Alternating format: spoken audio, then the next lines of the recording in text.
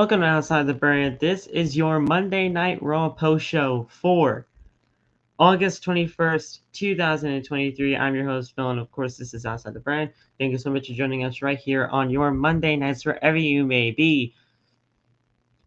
What can I say about Monday Night Raw? What can I say about Monday Night Raw? It's 3 hours you can never get back. That's basically what it is. The show has legitimately no creativity whatsoever. I feel like I'm watching the exact same show each and every single week. I got TJ over here, by the way. This is TJ talking with us tonight. And TJ, I know you probably legitimately just got home, so you're probably just, compressing and everything. You're just trying to get yourself settled, being back at home. But if you caught anything about Monday Night Raw tonight, tell me what you saw and how you felt about most of the show tonight, because I thought it was just kind of a rinse and repeat type garbage, except for obviously Gunther and Chad Gable because they fucking killed it.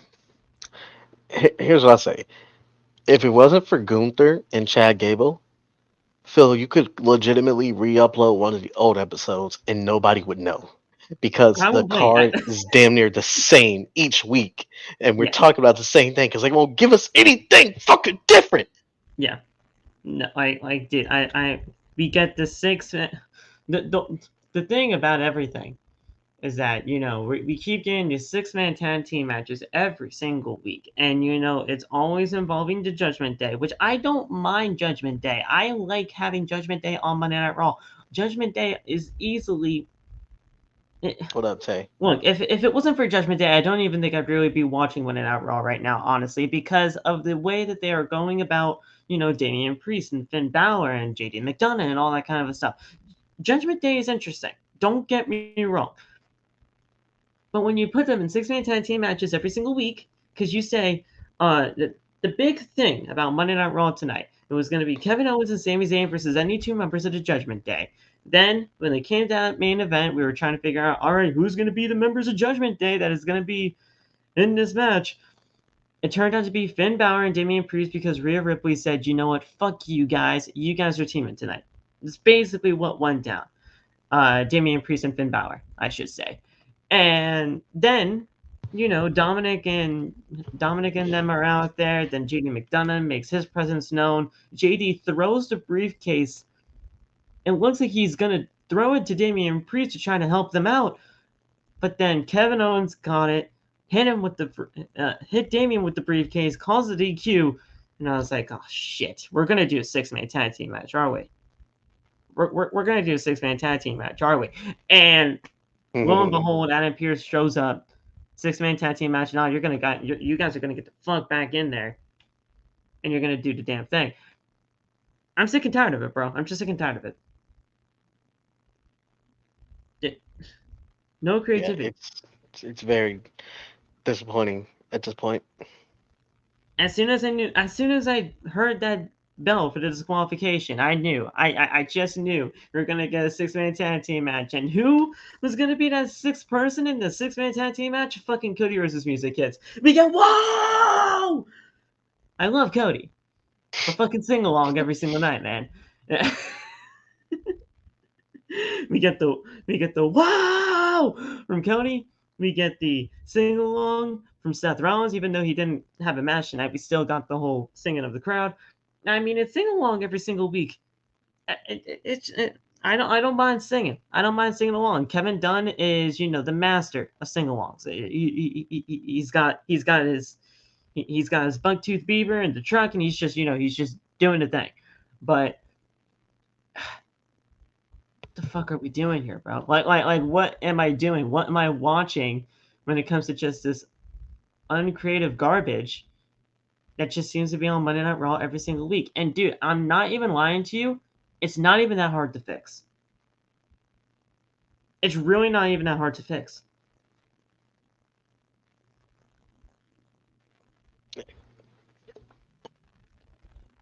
Triple H is he's a merchant at this point. Dude, I don't like. Look, there's a lot of things that we can all blame Triple H for. There's a lot of things we can also blame Vince for.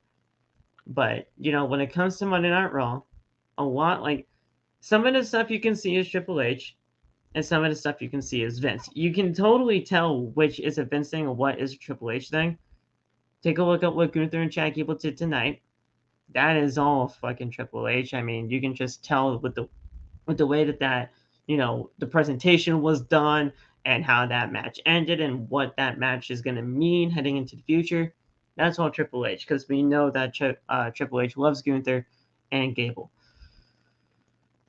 Six-man tag team match just screams Vince. I mean, you put everybody together, you're going to be good to go. But I ask you this, and I ask you this because it's honestly very questionable at this point. What the fuck is Cody going to do at Payback? Because I thought the six-man tag team match is going to be something that they do for Payback, and they wasted it tonight on Monday Night Raw.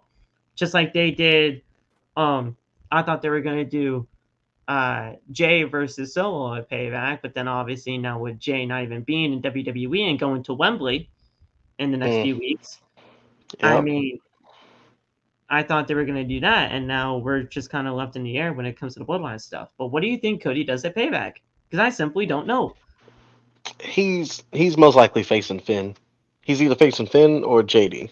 So you do this whole gatekeeping storyline of Brock Lesnar to make sure that Cody is the guy, which he obviously well is, and then you just put him in a feud with Finn?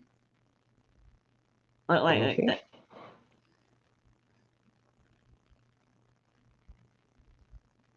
You thought they were going to do Dom and Cody too. But we already dealt with Dom. Cody already dealt with Dom. They don't even need to do that again. And like, I understand that everybody just basically has to feud at Judgment Day, but the Judgment Day isn't going to be even lasting longer. I mean, especially with the whole news of Damian Priest possibly getting the boot within the next few weeks. I mean, what is going to happen? I don't know. But guys, we're going to be talking about everything that happened on Monday Night Raw tonight. Not in a traditional review. We're going to be doing it in the whole 5 things that you liked about Monday Night Raw, 5 things you didn't like about Monday Night Raw. This is kind of like a new way that we're going to go about things a little bit. We did this for a Friday Night SmackDown post show not too long ago. You guys seem to really enjoy that, so thank you guys for all the love and support there. I got my 5 things that I liked and 5 things I didn't like. Trust me, you guys, you're going to want to stay tuned for the dislikes. So TJ, I mean, I know this is kind of like a new format for you, so if you need a chance to, write things down or you basically just get it all in your head, go for it. Oh, I'm ready. I'm ready. But before we get into everything, guys, we will talk about, the usual shtick that we do here. Thank you guys so much for all the love and support that you guys have been giving us as of late right here on OTB. We got a busy schedule for you guys this week. We got the Monday Night Raw post show right here. We have the Wednesday's Dynamite review, which is the Dynamite before All In, guys. It's All In weekend. It's All In weekend, getting you guys prepared for All In this Sunday at, I believe is it a 1 p.m. time or 2 yes. p.m.? It's a 1 p.m. 1 p.m. Eastern. So it's a 1 p.m. Eastern Standard Time event, obviously, because of the time difference, and the buy-in is at 12. So you guys are going to be wanting to know that. I'm going to be waking up early in the morning on Sunday to do a preview of predictions. I don't know if anybody else is going to be up for that, but I will be here on OTB on Sunday morning to give you guys my full preview and predictions. But that's on Sunday. So we got the Monday Night Raw post show here tonight. We got the Wednesday's Dynamite, the final Dynamite before All In. Friday Night SmackDown post show. And obviously Saturday for Saturday Night Collision. So we got all of that ready for you guys. I put it in the Discord, in the new channel that I have for like the weekly updates of OTB. So if you guys need anything when it comes to when is OTB going to be live, just check that channel on the OTB Discord. Now, if you guys aren't a part of the Discord, for any new members out there, or for anybody that's just seeing the channel after this live stream is done, you guys can join the channel by clicking the join button. And as soon as you do, you guys can message me on any of my social media platforms, and I'll get you a link to the OTB Discord. That is the perk that you guys get when you guys join the OTB channel and become a member.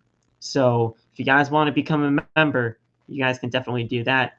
And if you guys want to send in any super chats for tonight, if you guys want to just talk about anything on Monday Night Raw or basically anything for throughout this week, send us a super chat. We'll read them at the end of the show if any of them do get sent. And it's just going to be a great time. So hang out with us at the end of the show. Follow us on all social medias. All TikTok links are down in the description below. You guys can follow me on TikTok, Twitter, and Instagram at PhillyMatt_. You guys can just continue to support me over there in that endeavor. You guys absolutely kill it every time when I live tweet these shows.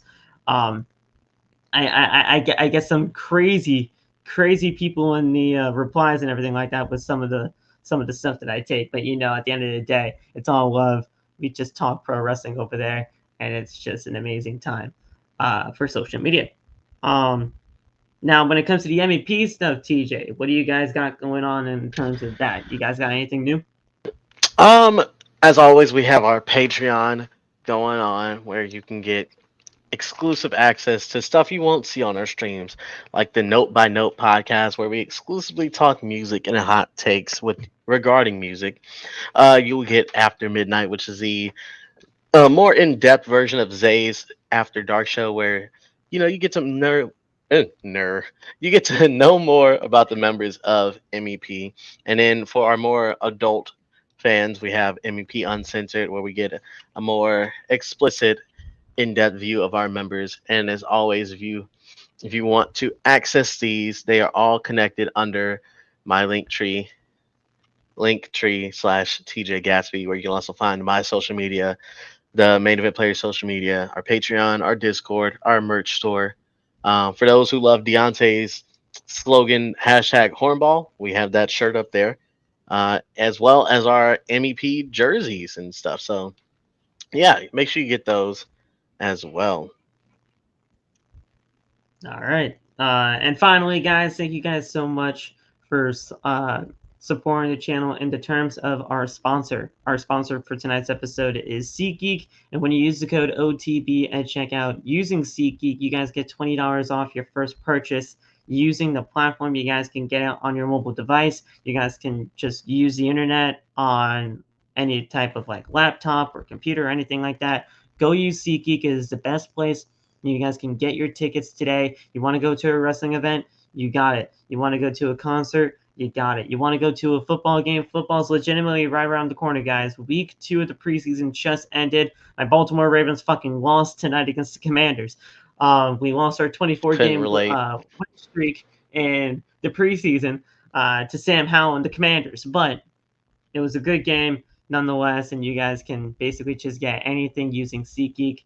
Go get WrestleMania tickets, guys, because, I mean, at the end of the day, with over 91,000 tickets already being sold, you guys are still actually able to get some tickets, man. I mean, and there's actually some tickets that are not relatively that bad when it comes to pricing. So go get your tickets now, guys, because WrestleMania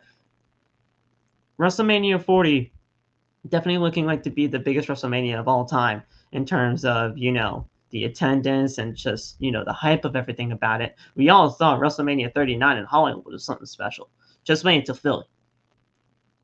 Oh, that's going to be a big flex. Yeah, no, just wait until Philly, guys. It's going to be absolutely fantastic. But guys, you SeatGeek, thank you SeatGeek for being a part of our family. We love being a part of yours. OTB at checkout, $20 off your first purchase using SeatGeek. So, all right, guys, let's get into Monday Night Raw tonight. Like I said, we usually do our 5 likes and 5 dislikes. We're going to go one by one. 1 like, 1 dislike, and we'll just go back and forth when it comes to that. So, TJ, you want to kick us off with the number one like that you liked about the show tonight for Monday Night Raw? Phil, I believe yours and ours are the same, so let's talk about it. I got mine in order of how the show happened. So let's go. In order of the show. Okay. I was gonna say if we're talking about in order of how much we liked it. In order of the show? Actually, yeah, we can do it in order of the show. Okay. So we kicked the show. Remind me who we kicked the show off with. We I'd be kicked like, off with Sami. So we kicked off with Sami Zayn. He was, coming out to the crowd and everything like that. But Judgment Day was going out there, and the return of Kevin Owens happened at the start of the show, basically. okay. So I had Kevin Owens' comeback at my number 3 spot. Yeah, that's probably like a 3-piece for me. Yeah, 3-2. Yeah, also number 3 spot. Yeah, because I'm glad KO's back, but yeah, no, you're I'm bringing him glad back to KO do is back. repetitive shit. Yeah, I mean, I'm glad KO is back. I mean, we saw Kevin Owens actually back on Friday when he was doing a dark match after Friday Night SmackDown. I kind of knew that like once Kevin Owens was back on Friday night, in the dark match after the show went off the air, I was like, okay, Kevin Owens might be able to come back on Monday Night Raw tomorrow, especially if they're staying in Canada for this little bit longer. And we were in Quebec City tonight, so obviously Kevin Owens in Quebec, it just made all the sense in the world. So Kevin Owens is back. I gave that about a 3. What was the dislike you had on Monday Night Raw tonight? That fucking squash match between Candice and Rhea. Oh yeah, definitely. Oh my god. I basically had that at number 5, but the reason I had it at number 5 is because I just want to talk, and we're going to talk about this for a little bit, because Rhea Ripley is she just seems to be stuck in like a standstill. WWE has no idea what the hell they are doing with her. They have no opponents for her, and when they do have opponents, it's just squash matches every single time. WWE has no idea what they are doing when it comes to Rhea Ripley and her Women's World Championship reign.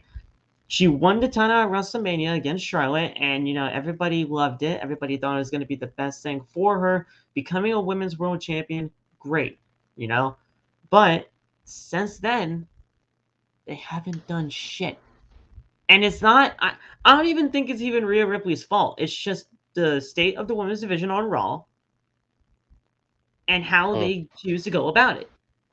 They put her against women like Candice LeRae, who I love. I love Candice. I think Candice is absolutely great. But against Rhea Ripley, you know how that's going to turn out. Look, yeah. Indy Hartwell, I believe that was last week. I love Indy. But how is that going to turn out? Like, you're putting her against these people that don't even really seemingly to have a chance. Until Rodriguez came out of here tonight. Crutch in hand, limping around, all that kind of a thing. Throws a crunch at Rhea and seemingly gets a hand up on her, Yep. Gets the basically throws out the challenge to Payback, and now we get Rhea Ripley versus Raquel Rodriguez at Payback. It's gonna be a fine match. But I don't know how they're even going to really treat that, because we've seen what they can do in NXT. But are they going to call it back to that? Most likely not. What's the over-under on their match? In terms of time? Yeah. I mean, look, these women deserve some time, especially with everything that they know, especially with everything that they can bring to the table. But knowing with all the other matches that are most likely going to be happening on this card, like Seth and Finn, not Seth and Finn, Seth and Shinsuke, anything that Cody's probably doing, Intercontinental title match, I like 8 to 10 most, maybe. Makes sense. Yeah. I mean, you should give them at least some time, to make something out of nothing, even if it isn't really going to mean much. But what do you think they need to do with Rhea Ripley, man? Because I'm stuck. I'm stuck on what they need to do with Rhea. Honestly, hell, do it. I don't even fucking know. Like, I can't. I honestly can't think of it, because you keep having her squash matches against people. I can't even say open challenge, because, like, I truly don't fucking know. Yeah, like it's just mind-boggling to me that you have somebody like Rhea Ripley, who's obviously very, very popular in just the landscape of pro wrestling, not even just WWE, landscape of pro wrestling. A lot of people know who Mommy is. Hmm. It's It's just another case of the chase is better than the rain. that could honestly be it. Yeah, seriously. I Well, I mean, can't even say that because remember, she won well, the Rumble and they didn't do shit with that Charlotte story, so the chase wasn't even yeah, really no, there. they really didn't do much with that story too. I don't know. I really don't know what they need to do. Like it's so sad. It's so sad the state of this women's division now, and it's not even Rhea's fault. They just don't know how to Mm. book this woman when it comes to pro wrestling, and it's sad. It's just sad. Um, so I mean I had that too, but I had that at number 5 because I mean I just wanted to talk about that. Like I'm not even mad at Rhea Ripley and what she is doing. It's just that they don't know what they're doing with her, so I'm just frustrated in the fact of that, and it's not even her fault. Um, but what do you got next? What's another like that you had for the show tonight? Shinsuke's promo. I feel like somebody finally paid attention when we said started putting subtitles on these motherfuckers.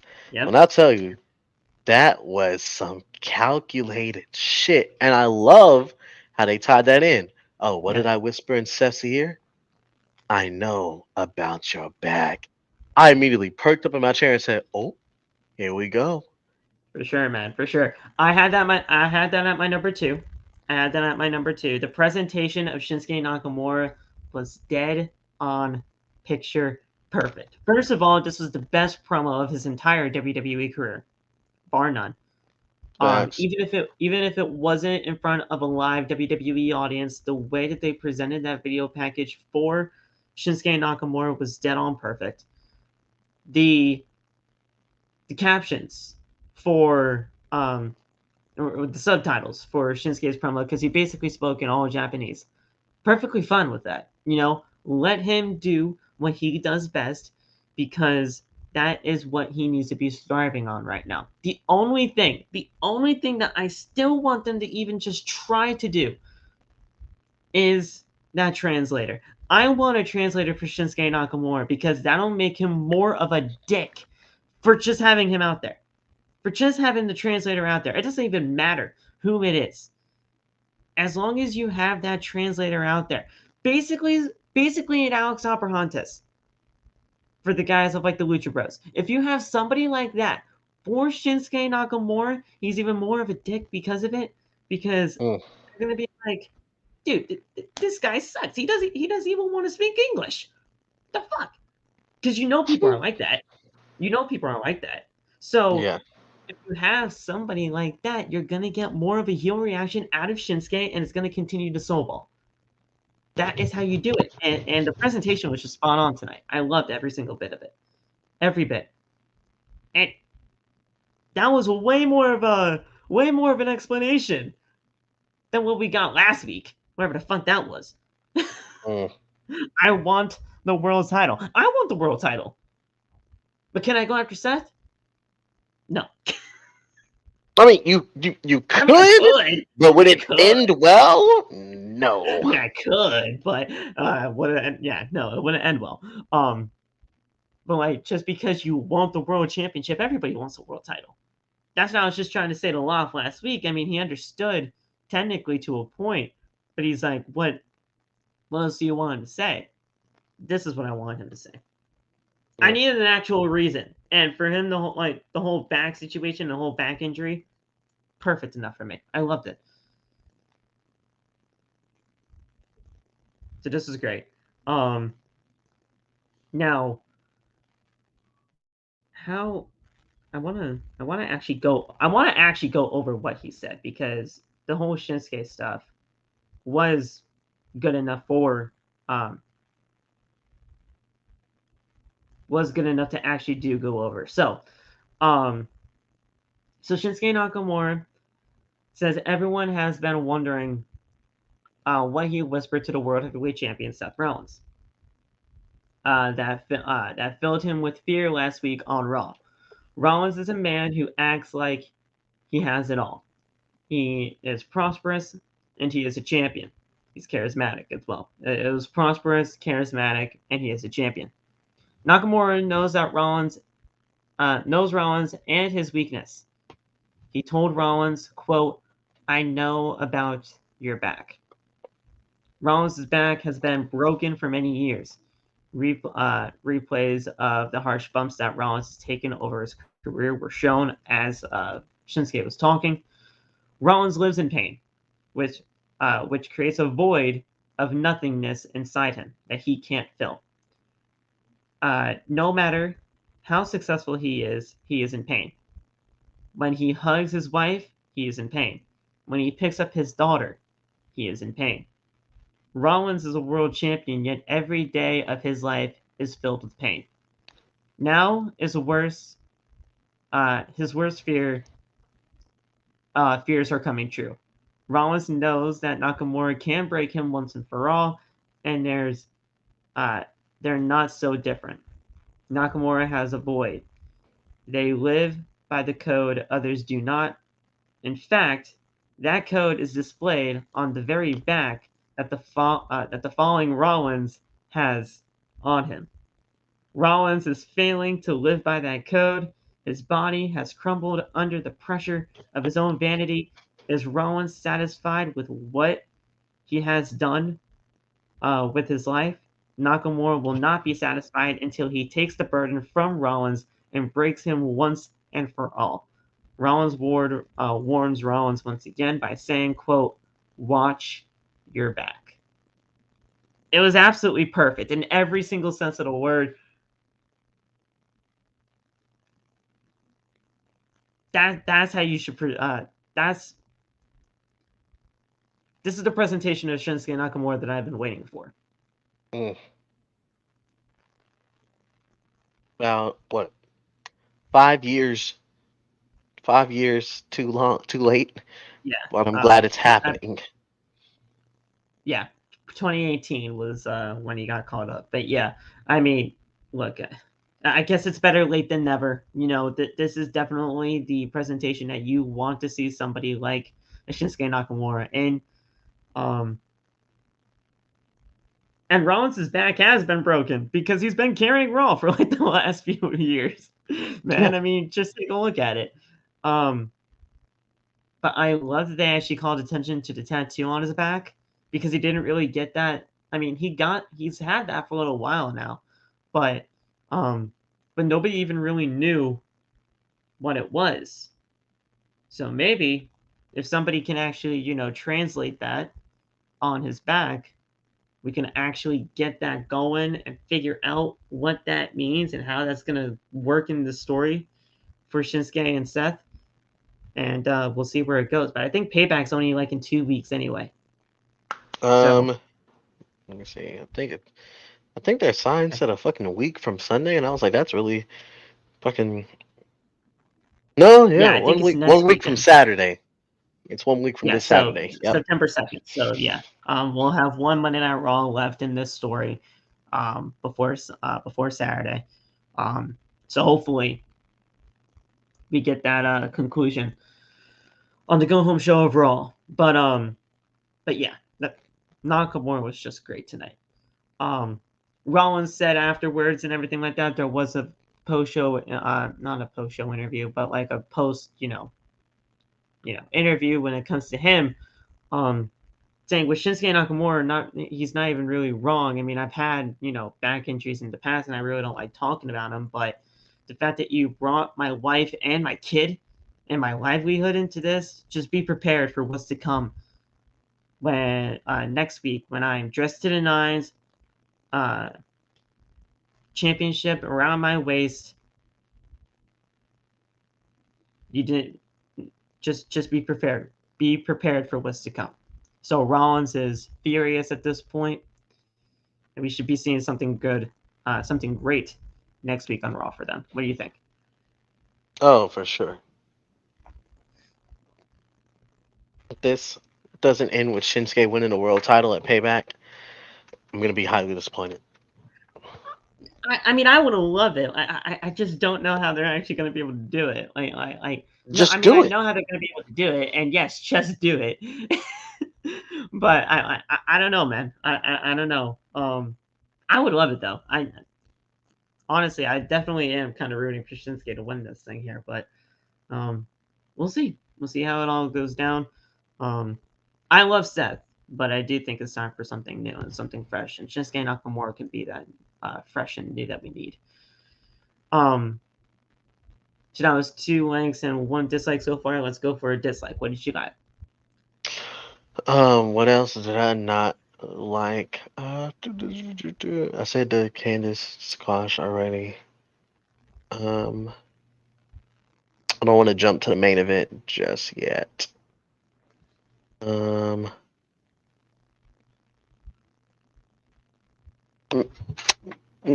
okay. Here's a dislike, but it's not for the reasons people think. Okay. The Miz and LA Knight shit. Okay. Okay. And I'm it's a actually, dislike I'm not because surprised. I just don't have that on my list, but I'm not surprised. Go ahead. it's a dislike because why the fuck is it happening when we had a whole ass draft? Like, why the fuck is Miz like talking to a SmackDown superstar? Why is LA Knight talking to a Raw superstar? What the fuck is the point of the draft if you're gonna do this stupid shit? Well, I mean, let's be real. To everybody in the chat, to basically anybody that is watching at home after the fact, the draft don't mean shit.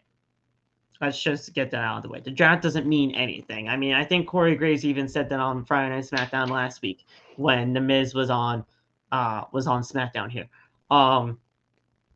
He didn't say it in those exact words, but he's like, I don't mind Miz showing up on Friday nights even though he's not technically a part of the roster, or LA Knight going to Monday Night Raw. I mean, he said it on commentary.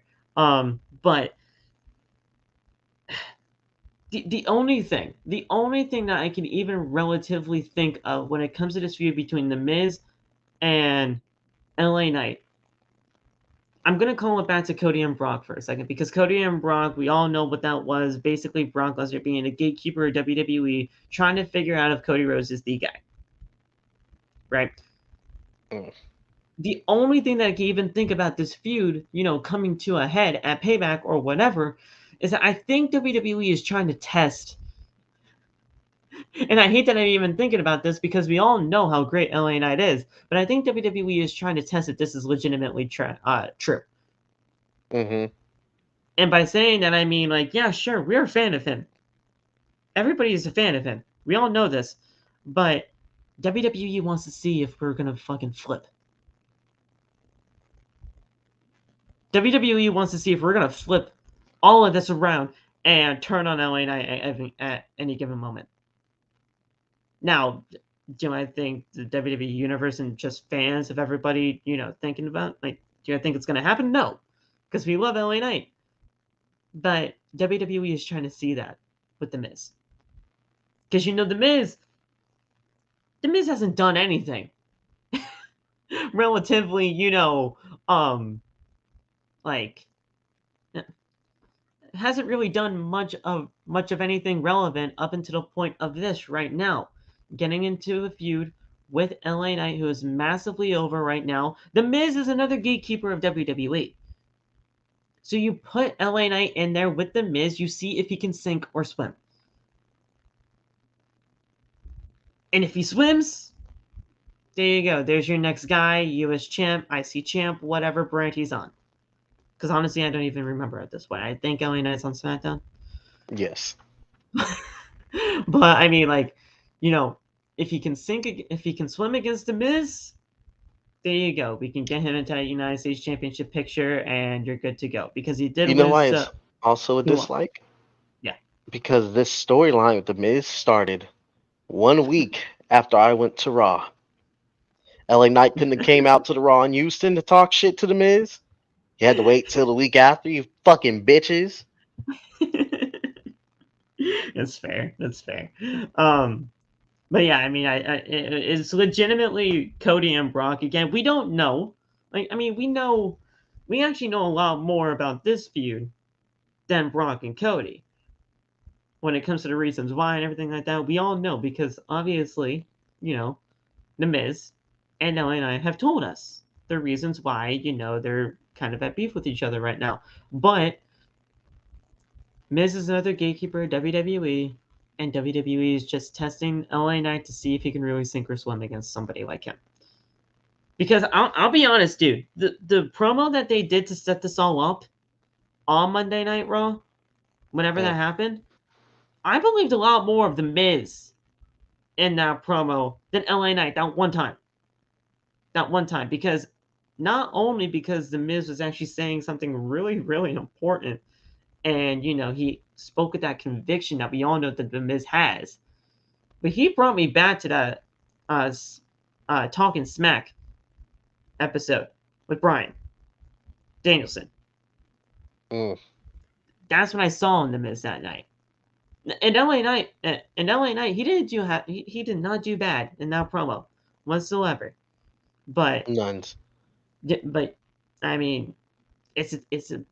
I don't even mean to bring this up when it comes to Andre Chase, but that's a teachable moment right there. Like getting into a feud with The Miz and getting on the mic with him one-on-one is something that he really should not take for granted, because he's getting used to things now. He's getting used to the crowd. He's getting used to the actual reactions. And, when you're going up against The Miz, you better bark back, because if he doesn't, he's going to fucking leave you in the dust. Facts. So, this Miz feud is working.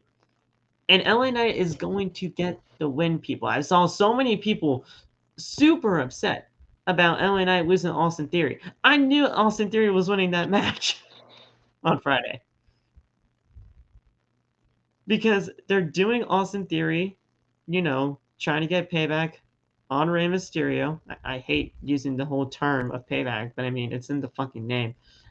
And LA Knight and The Miz was just a feud going on, so I knew they were still going to continue that. LA Knight is going to get his time, and he will become a champion, most likely in the United States. But it's just going to take a little bit longer. And I know I never give these people the benefit of the doubt, but when it comes to LA Knight, I am okay with the slow burn.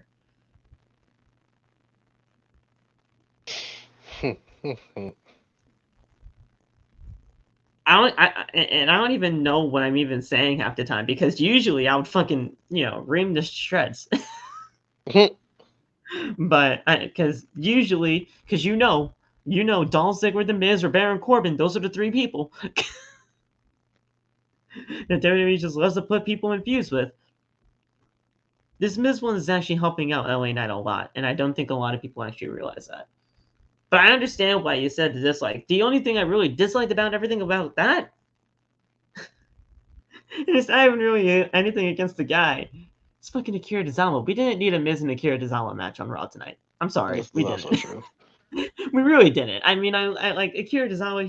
He's okay for what he is. I mean, he's a freaking ninja. We all know this, but we didn't need that.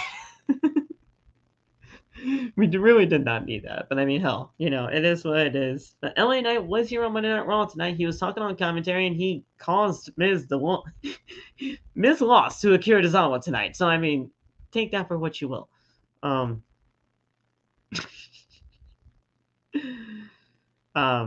So you got 2 and 2. What's your third like?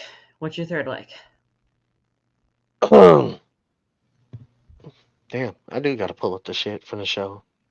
I'm like, I don't know why I'm forgetting every fucking thing that happened. God damn. If you want, I can just go first real quick. Yeah. Considering, okay, so I think what I'm going to be covering here, for this one, I don't know if this was exactly after the whole Miz and Akira stuff, but and this is a like, right? Yeah, so I'm gonna have to do this. Yeah, this was actually before all of that, but I will go over the like of just having the Tommaso Ciampa stuff. Tommaso Ciampa DIY tees. I'm going to go with that because this whole Tommaso Ciampa, if you guys have seen social media, Tommaso Ciampa on his Twitter is doing these hashtag where's Johnny G, and doing like these missing posters of Johnny Gargano. He was basically just in a dark room, sitting in a steel chair, as he always does. Basically, calling back to when he used to do that in NXT, and he was talking about just this is classic Tommaso Ciampa saying, he can't, didn't come back here to Monday Night Raw to, just be complacent.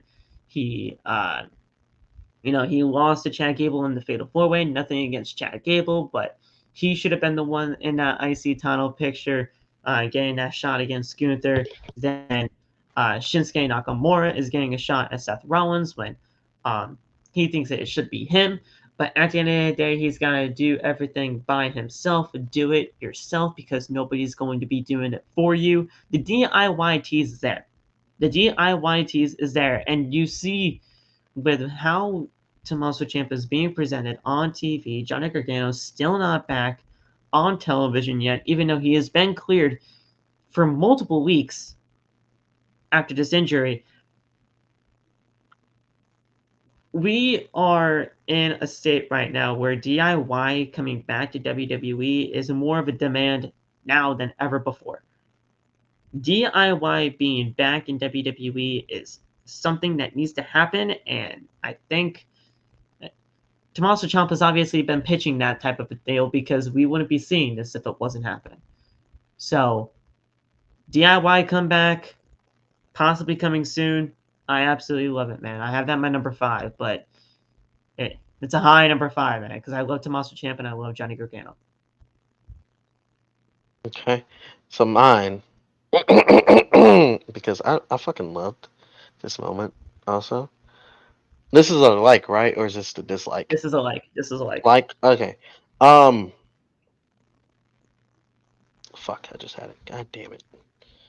Give me a second. Gotta scroll back. Raquel beating the shit out of Rhea. Okay. Yeah. Yep. Fuck it. I love how Raquel seems to be Rhea's kryptonite. I love it.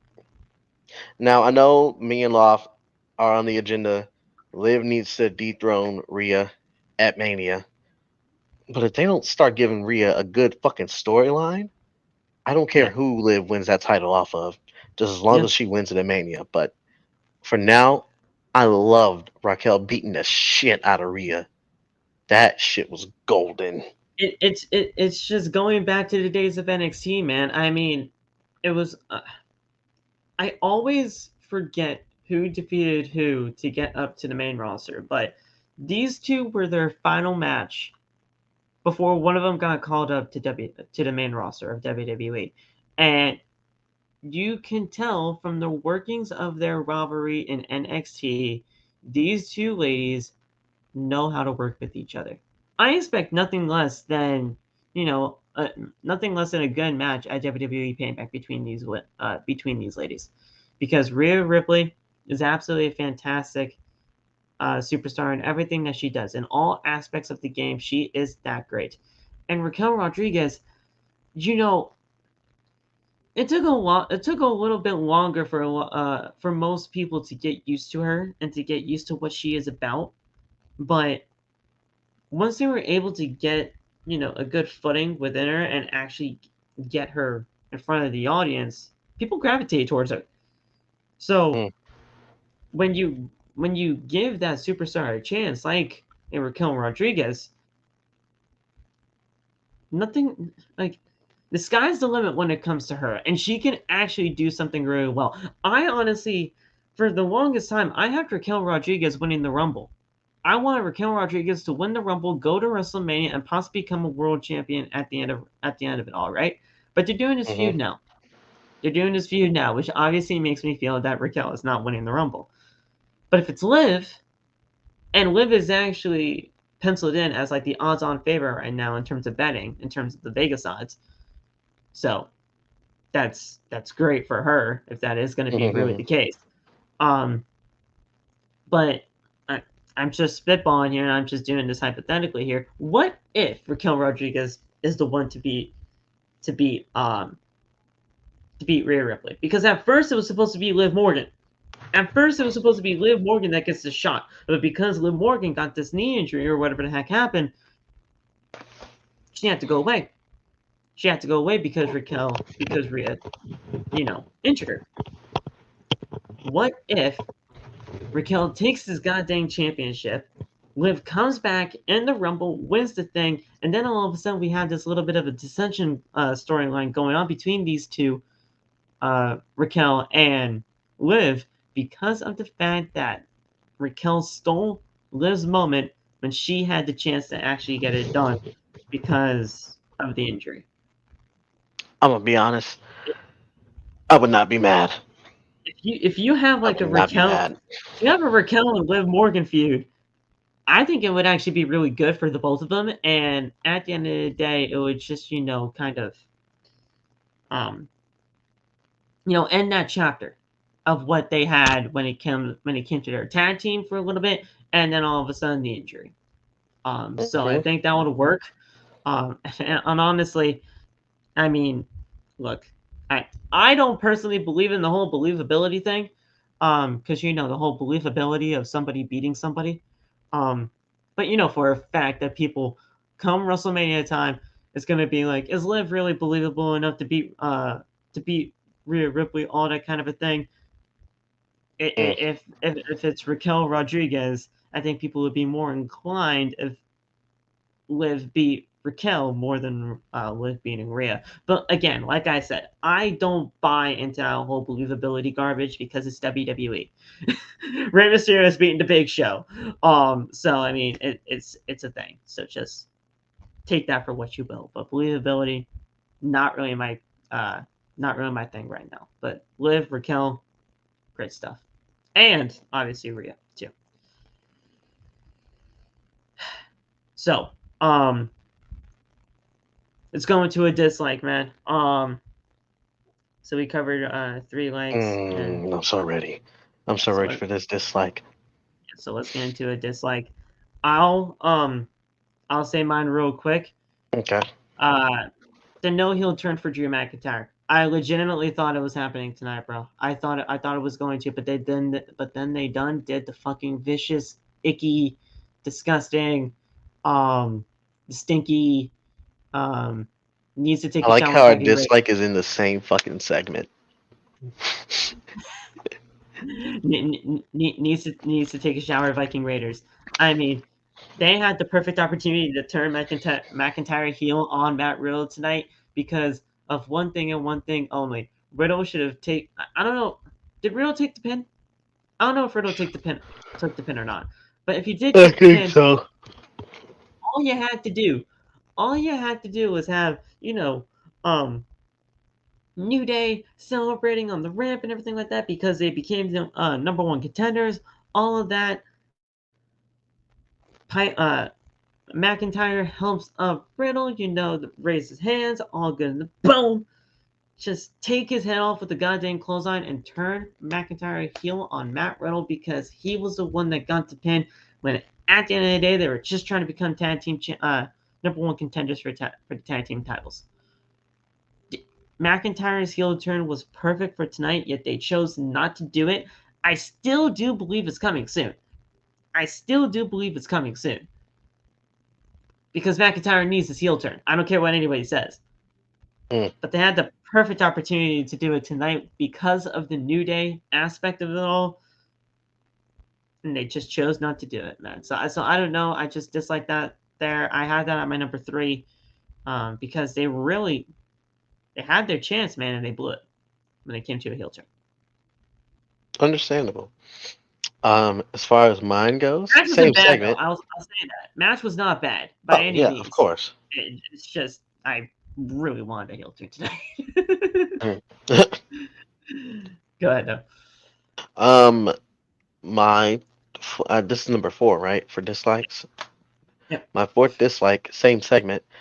The fucking nasty, smelly, repulsive, putrid, garbage-smelling Viking Raiders. I can't stand these bitches. I fucking hate them. Oh, Especially Valhalla. I fucking hate her. I hated her since she was Sarah Sarah Logan. Logan, Sarah Rowe. I cannot fucking stand her. Get them the fuck off my screen. Fuck them. Do you know how great they were in NXT? You know how great they were in NXT, and then all of a sudden, when they got to the main roster, they were just fucking. Yeah. Like, And not even that. dude, You know what made what them even happened? worse? Pairing them with fucking Valhalla. Sarah Logan should have stayed fucking released. I can't fucking stand her. Look. I understand that this whole, Viking Raiders thing is definitely not working out. The Viking Raiders. I look. I hate even bringing up other companies and all of this, but you know, I have been, talking with people outside of the whole Wrestle Talk community and all that kind of stuff outside our circle, and everybody and their mother continues to have the same kind of issue when it comes to the Viking Raiders. They're not getting over enough with the fans. They don't have anything to really just grab onto when it comes to just their actual gimmick and everything like that. They look cool as fuck with the whole Viking and all that kind of stuff. Like, it's absolutely cool that they have that kind of a thing going on for them. And bringing Sarah Logan as Valhalla, cool. You could have done that in any way else possible. But Valhalla is definitely not working. Eric and Ivar, they're just not working right now. I see people in my outer circle of everything saying that they want them to go to AEW because at least that point in time they'd have a tag team division that is just beyond, every single bit of that tag team division. Um, it's something new and fresh for them to do something with, but they need to get out of this Viking gimmick because it can only get you so far. And I can't really say that I disagree with them on that whole Viking gimmick getting them only so far at one point, but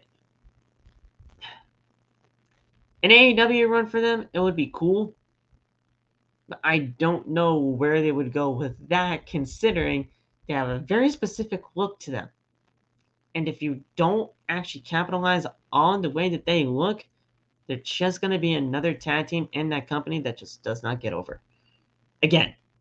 And you don't want that to happen because I actually do genuinely like these guys. But Sarah Logan being a part of it, Sarah Logan actually getting involved was probably it was a bad call. It was a bad decision. I like Sarah, but this was not the right way to go about it, and they just don't. They're just not getting over. They're not getting over. Mm. Um, but no, I mean, I understand everything about. I understand your point. It's just I don't know. I don't know what they have to do, but I'm telling you right now, we all know the sale is coming. We all know the sale is coming to Endeavor. It's possibly closing by the end of September. That's the rumors going around right now that the end of September could be the time where they actually officially sell the company to Endeavor. Mm. You know there's going to be cuts happening everywhere. When it comes to the offices or when it comes to the actual wrestlers themselves, people aren't going to be re-signed. People aren't going to be brought back. People are going to be let go. It's just how it's going to happen. Some WWE people that actually do get let go are going to go to AEW. Some people from AEW are going to come over here to WWE. That's just how the business works. And honestly, I like that. I think that's actually very, intriguing in itself because us as content creators, dude, that gives us more content to talk about, you know? And it's intriguing to us because, these roster shifts, it's only the business. The business is still going to be revolving every single time. So it's just going to be a revolving wheel, and it's just going to be great for us at the end of the day. But I don't know, man. If the Viking Raiders actually are going to be a part of those cuts, I'm not going to be too. It's not that I want to be too upset about it because I don't want anybody to lose their jobs, but I want to be shocked. Yeah. That's the way I should Yeah. put it. But yeah. So I understand your point there. Um, my number 4, and I actually have this at number 4. Oh, wait. Number 5. Number 5. Because I did the Rhea Ripley. I did the heel turn. How did I not talk about like 3 of my things? Okay. I'm just gonna talk about this one real quick because this one I have no idea what the fuck they were doing. The treatment of Cannon Carter and Katana Chance. What the fuck was that? Mm. What was that?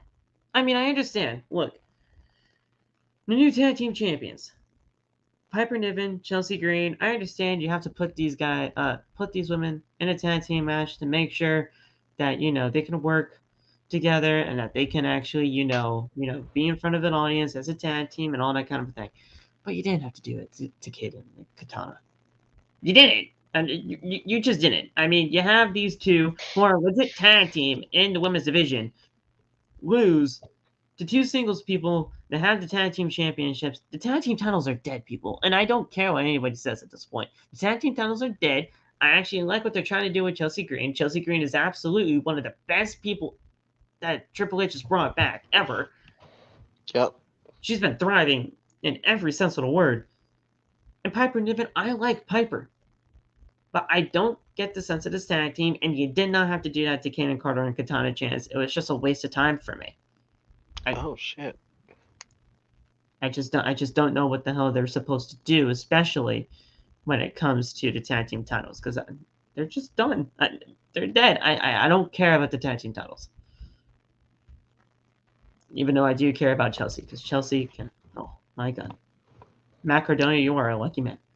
Yeah. So I'll say Real that. quick, did you see this tweet earlier from the Bump? Edge is gonna be on there with an interview on Wednesday. I'm telling you guys right now, man, this guy is not done. Yeah. This guy is not done. This guy is not done. That did not seem like a retirement to me. It just didn't feel like that. This guy is not done in the world of pro wrestling. I'll tell you that right now. Wednesday, So 1 p.m. Eastern. I'll definitely take a look at that next. Yeah. But yeah.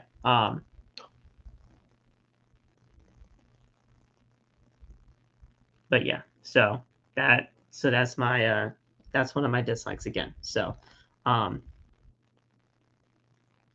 yeah, I actually covered 3 of my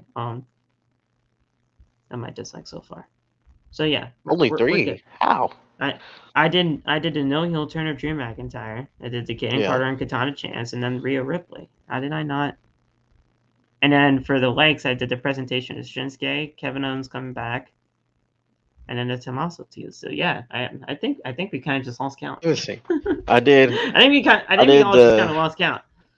I did the Candace Squash. I did the Viking Raiders and Valhalla. What else did I do? I did What else did I do? Oh, the no draft shit. Oh, the LA Knight thing, yeah. Yeah, and then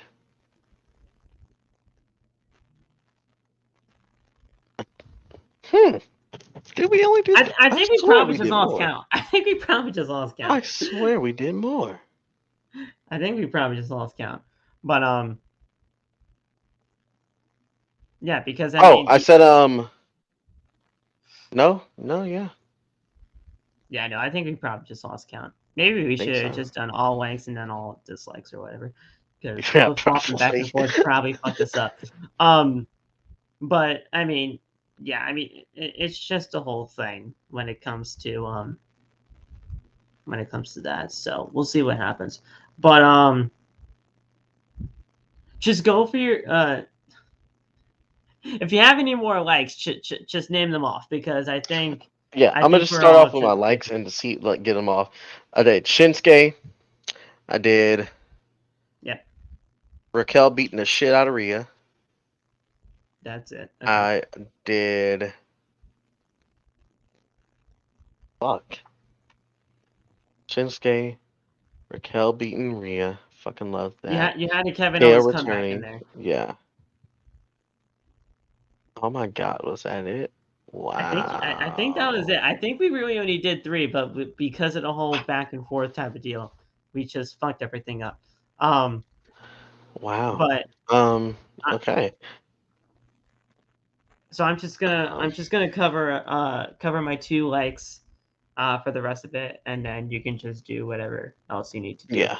I had in my number 4 more teases of JD McDonough being a part of Judgment Day. I like the whole backstage segments that they did. Rhea Ripley coming out there saying, coming to Finn backstage saying, "Hey, look, we gotta talk about who's going to be facing KO and Sami tonight. So come on with us." He was like, "Okay," and then JD was following them, and she's like, "No. The hell are you doing? Judgment Day business." Then Finn is like, "I'll talk to you later." They fist bumped and they went away. JD McDonough in Judgment Day fits fucking perfectly. You know that this is going to happen, and I love every single second of it. I just love JD McDonough. Even if people think his head is just too big for his body, he is Funko legitimately a Pop. fan. That's one thing I actually didn't like. I mean, come on, Cody. Cody, don't be saying these Vince lines. But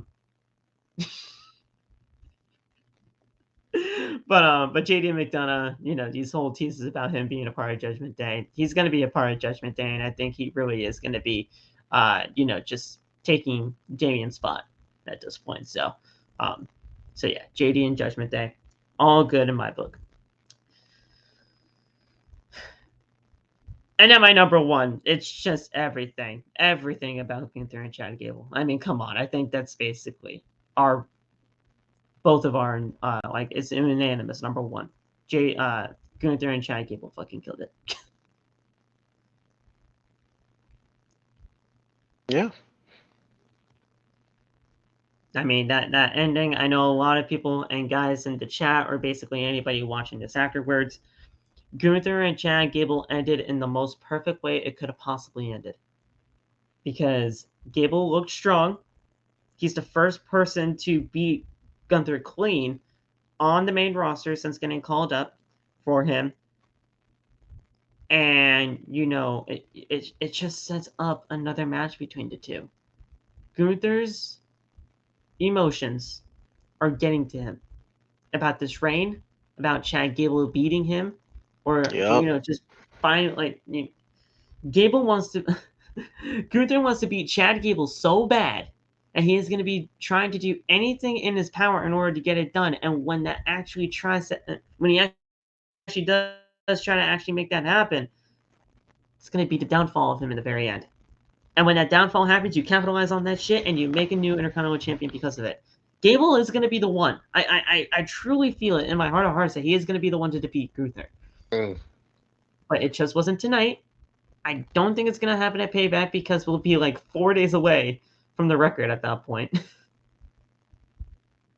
Wednesday, he's going to tie it. So, that Wednesday, he's going to tie it. That Wednesday after Payback, he's going to tie it. So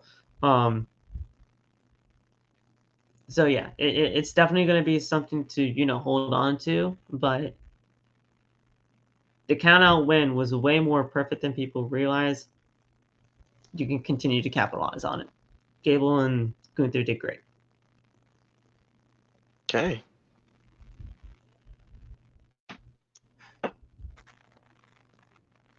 For me, my 2 other likes, Caden and Katana getting a chance to shine, even though they lost. At least getting a chance, yeah. Yeah. And then, of course, Gunther and Chad fucking cooking. And like you said, that was a perfect ending.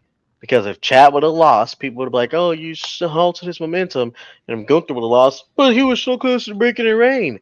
This is literally a perfect fucking ending. Why? Because it's also not like... Did you see Chad's face?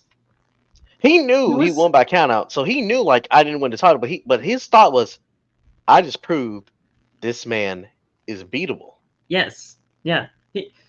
He won by countout, so like he was definitely celebrating for not winning the title, but it wasn't about that. I mean, it was about the championship, but I mean, I think WWE and Chad Gable was basically proving to us that this guy is beatable.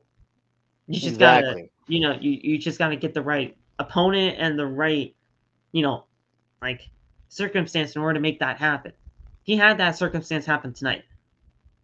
So if you continue to build upon that, the story between these two have been absolutely perfect. So I just love everything that they've been doing when it comes to this, and Gable deserves this. He's been deserving of this for so long, and now they're finally giving him a chance in order to make that happen. Exactly. Now, my two final dislikes, I'm just going to get these two out of the way, too, because, man, I'll go with my number 2 first, because obviously we all know my number 1 is. Everything about that Becky and Trish promo. God, I wanted that promo to be over. That promo absolutely sucked. The fans were honestly the best part about that entire night because, dude, I don't know. I mean, I don't think you speak French Canadian, right? But, Yeah. but this crowd, they were chanting, "We don't We give a don't fuck. fucking care. Yep. We don't fucking care, or we don't give a fuck." Throughout this entire promo, obviously Trish, being from Canada, you would think she actually knows what the hell they're doing, but no, she either acted like they didn't know, or she did know, and she really just couldn't play up to it, so she just did that. When the crowd is chanting that they simply don't give a fuck, the feud has failed. Trish has not worked as a heel this entire run, and I don't care what anybody says. You guys can disagree with me if you want, but it has not worked. Becky is just boring. She has not recaptured that man gimmick, or the popularity of that man gimmick since its heyday when it started. And she's trying to. She's trying her best to get the crowd behind her, but that's just not happening. The one person I really feel bad for in all of this, man, Zoe Stark. She didn't have to get roped into this. I thought this whole thing with Zoe Stark being paired up with Trish Stratus is going to be a very, very good and beneficial thing for her. I don't really think it's done anything. Now, again, that could just be me. But this whole Becky and Trish feud has been god awful, and I hope this thing ends at Payback because we do not need this for We do not need this for a 5th month. Facts. Now look, I know you're very high on Trish. I know you're very high on Trish, and you may honestly think that this entire opinion of mine when it comes to this feud sucks. And like I said, we all have our different opinions when it comes to these people, and it's all fine and dandy. That's what pro wrestling's all about. We all have different opinions. We all talk about it. It's all cool. But man, I don't think anybody can really,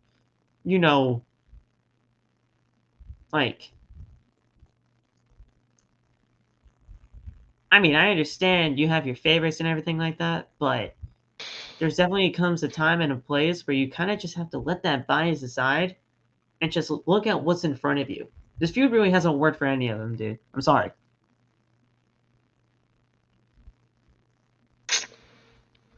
Unfortunately, yes. It's it. The one silver lining in this, I got to see Trish Stratus live. I honestly don't think I'll ever be able to do that because the events that I was at didn't Brother, Didn't have Man, to. if you don't just cough up some cash and take a trip to Pittsburgh and you and Loft catch fucking I Payback. definitely want to. I definitely want to. Man, because if anything, I'd have to. Because what we're, I don't know what's happening here. Um, because there might be that whole watch along thing again in Philly. Mm, So, Loft was like, if we can't make it to Pittsburgh in time, you can just come to Philly. We can go to that watch along, and if anything, we can just experience the show together that way.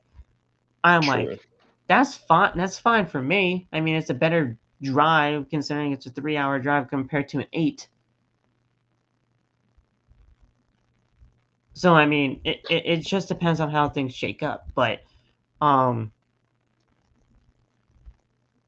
but man, I understand everybody has their favorites, and Trish obviously is fantastic. We all know how great Trish is, but she has not fit in this landscape of women's pro wrestling, and it just has not worked out. I'm sorry. I'm sorry, but it's just true. And then number one is just the boring 6-man tag team matches every single week, but we'll get to that. Mm. But yeah, you can say your final 2 dislikes or whatever dislike you want to talk about, and we'll just talk about that main event to close this off. We can get out of here early. 3 hours. Oh, And obviously 3 hours is yeah, we can and never then get that high. repetitive card. Really. Yeah. It's really just a 6-man tag team match every single week, guys. That's just really, really I mean, a lot of things are hindering the show, but it's just uncreative garbage. It just lacks creativity every single time they do a 6-man tag team match, especially with the Judgment Day, because the Judgment Day are going to be a part of these 6-man tag team matches, and it's either going to be Dom getting the pin. No, no, it's not just either this or either that. Dom gets the pin every time. Dom gets the pin mostly every single time in these tag team matches, in these 6-man tag team matches, either because Dom is Dom. And people love seeing Dominic get pinned because Dominic is like one of the most hated people in all of wrestling. But it just lacks creativity, and there's no. It doesn't really benefit anybody. It doesn't benefit the Judgment Day. And did this win really benefit Cody, Sami, and KO tonight? I don't think so. I really don't. And even if this match happened at Payback, like I thought it was gonna happen, it wouldn't have benefited anybody. What are we going to do when it comes to this? To be honest, I cannot fucking tell you. I mean, it's just, it is what it is. But the only silver lining I think that's probably going to be the case here is that WWE setting up War Games. Because these guys are just going to be linked together. I think it's going to be JD McDonough and the rest of the Judgment Day and Dom, Finn, and Damian versus Seth. Fucking Cody, Sami, and KO. Think they're gonna do on 4 and 4. Because what else are they supposed else are they gonna do? And honestly, if you really want to do that War Games match right there, it's honestly a perfect opportunity for Damian to cash in after the match on a fallen Seth, if Seth is champion still by this time.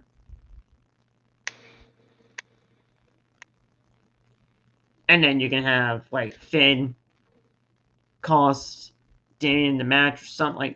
Something has to happen with that briefcase eventually. Especially with JD McDonough being involved in all of this now. Because JD McDonough basically cost them the tag team match tonight. The tag team match, not the 6-man.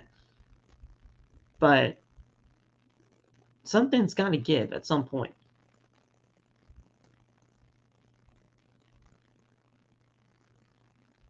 I don't know. I just. I saw someone say Sean should take a crack at booking it, and it's not the worst idea. Sean in NXT has definitely been a lot more, I'll say consistent when it comes to storytelling and storylines that are happening in NXT right now. So, I mean, hell, it's something. I think, is Heat Wave tomorrow? Who? Is Heat Wave Oh, tomorrow? Heat Wave? Yes. NXT Heat I Wave, just said, does he leave? I was like, does who leave? Does he leave tomorrow? No. NXT Heat Wave. I was like, nobody better be fucking leaving. What's even on the card for Heat Wave tomorrow? Mello and Wesley, so already better than anything Raw's given us. That's gonna be fucking fantastic. I don't remember what else. Let me take a look real quick. So, but that enough. So that's got me already. Yeah. British rounds rules to determine the undisputed NXT Heritage Cup champion. Trick and Ilya. No, it's Nathan Frazier versus Noam Dar. No, I meant that's on the card also, Trick and Ilya's match, which I'm low-key really excited for. So we got Nathan and Noam, Ivy Nile versus Ava, I think it's Ava Rain, right? That's her name? Yeah. That's the Rock's daughter? Yeah, so I think this is Ava's first match in NXT, if I'm not mistaken there too. I think it's her first pay-per-view singles match, televised. But I think she's had a couple, televised, her first singles maybe televised. Against Ivy Nile, I mean, Ivy Nile's a great opponent for her. Von Wagner versus Baron Corbin. I must have missed that. I must have missed that. What? Okay. Von Wagner and Baron Corbin. Sure. Rhea and Dom taking on Dragon Lee and Lyra Valkyria. Okay. Mixed tag team action. Okay. That's interesting, but I do know where that came from. Ilya and Trick. That's Trick coming out. That's Trick's coming out party right there. Yeah, I'm really fucking excited. That's Trick's coming out party, and then obviously Carmella Hayes versus Wesley for the NXT title. That's gonna fucking, oh my god! I might legitimately just play that right now in 2K just to get myself prepared for that tomorrow because that's gonna be fantastic. You know what, guys? Considering the show, we don't usually get to cover NXT all that often because usually sometimes I my work schedule on Tuesdays is just very, very, hectic at times. But if, I'm able to get things done and actually watch NXT to the fullest tomorrow, I might add another stream to the week. I might cover the show tomorrow. Seriously, if I'm actually able to watch it through the beginning to the end, be prepared. Be prepared to look out for it at least. I'll keep you guys updated, obviously, but yeah, this show does actually not seem too bad, especially with the talent that they got going on in this. Because I love Lyra Valkyria. Dragon Lee is absolutely awesome. Ilya fucking Dragunov is insane. Trick Williams is coming out party, so I'm gonna love that. Carmelo and West is gonna slap. I love Nathan Fraser. Noam Dar. I love everything that Metaphor is doing. And Ava Rain's debut televised singles match right there. That's gonna be something big, man. So we'll see. I'll keep you guys updated, but we'll see when it comes to a Heat Wave review. But if you don't have anything else to say, man, we can honestly kind of get out of here early. Not too bad tonight. No, yeah, I'm all good. So, um, thank you guys for all 11 support here on OTB. We'll talk to you guys possibly tomorrow. Like I said, we'll keep you guys updated. It might not happen, but it might actually happen. So just stay tuned to the Discord or social media for anything like that. But you guys will see me on Wednesday for the Dynamite review, and you guys will see me on Friday for the Friday Night SmackDown. And then obviously earlier on in the morning on Saturday, obviously Saturday for Collision, and then early Sunday for the preview and predictions, and then it's obviously All In at 2 o'clock. Considering it's like 2 o'clock in the afternoon on that Sunday, we might actually be able to do the whole. We're gonna be able to do the review too, so and we won't have to like go into the next day. Come on, TK. You might actually want to do this more often. Mm. So yeah. Well, I'll actually really have to update that because I forgot that they were in the UK up until like maybe last week. I forgot Alwyn was in the freaking UK until like last week because I'm like, dear God, we're not gonna be able to do this All-In review until Tuesday afternoon, Tuesday night again because we're just gonna go into the next day. But then somebody reminded me that it's a 2 p.m. start time for All In, and I was like, what are you talking about? No, it's not. And then they're like, Phil, look. And I looked at like one of the match cards. I looked at the Chris Jericho and Will Ospreay match card, and it said Wembley Stadium, 2 o'clock p.m. Eastern. I was like, it's a 2 o'clock p.m. Eastern Standard Time show. They're like, yeah. I was like, we're actually not going to be able to have to like. I'm actually not even going to have to take like 5-hour energies to make sure I can actually stay up for the show. That's awesome. That's awesome. Well, continue doing that, TK, please. Because, man, I want to cover your pay-per-views on OTB, but we just can't. Because them bitches be ending so late. They go into the next day. But honestly, I can't even really just fault TK for that. I can't. Because you want to know what fucking happened at SummerSlam? They went into the next day with that shit. They went until 12:15 in the morning. And, dude, people wanted 2 more matches on that card. This is why I'm glad I don't live on the East Coast, because every time Phil says that, I'm just like, not for me, it didn't. People wanted 2 more matches on this card. We would have still been watching SummerSlam if those 2 matches were on the card. If we saw Becky Lynch and Trish Stratus, and we saw, what was the other match that people thought that got cut off the card? Oh, Rhea and Raquel. We would have still been watching this show. And SummerSlam was like, what? 3 weeks ago?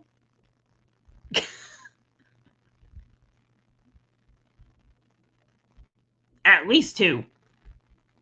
Maybe 2-3 weeks ago? Had to have been. But I believe so. But I mean, guys, everything happens for a reason. We're gonna get those 2 matches at Payback, so don't worry about that. I'll update you guys on everything when it comes to the schedule for OTB. Thank you to our sponsor, SeatGeek, for sponsoring tonight's episode of OTB right here on the channel. Episode 409 is in the books. We will see you tomorrow, possibly tomorrow for episode 410. If not tomorrow, Wednesday for episode 410. I'll see you guys tomorrow. Shit. Maybe tomorrow. Fuck. We'll see you guys. We'll see you when we see you. Have a good rest of the night. Stay safe. God bless. Peace.